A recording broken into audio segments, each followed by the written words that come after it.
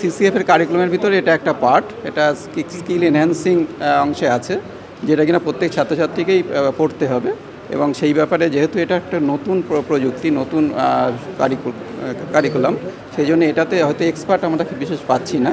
সেই জন্য এইরকম বিগ হাউসরা যদি এগিয়ে আসেন, যারা টেকনোলজি বিগ হাউস, যেমন এনারা আছেন, ইনফোসিস আছেন, টাটা আছেন, তারা যদি এগিয়ে আসেন তাহলে আমাদের সুবিধা হবে। আমাদের নতুন প্রজন্মকে এই এআইকে কীভাবে ইউটিলাইজ করা যায়, কীভাবে শেখা যায় এবং মানব কল্যাণে কীভাবে সেটাকে ব্যবহার করা যায় সেটা ব্যাপারে সহযোগিতা করবে। প্রথমে হচ্ছে যখন কম্পিউটার এসেছিলো তখন মনে হয়েছিল অনেক চাকরি যাবে, কিন্তু আলটিমেটলি কম্পিউটার অনেক চাকরি তৈরি করেছে।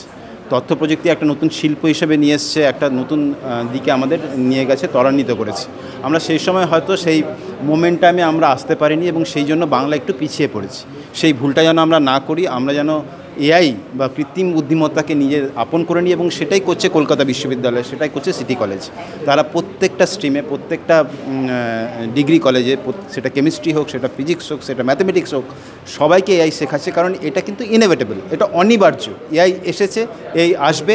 বাংলা যত তাড়াতাড়ি এআইকে গ্রহণ করবে তত তাড়াতাড়ি বাংলা কিন্তু ভবিষ্যতের দিকে এগিয়ে যাবে।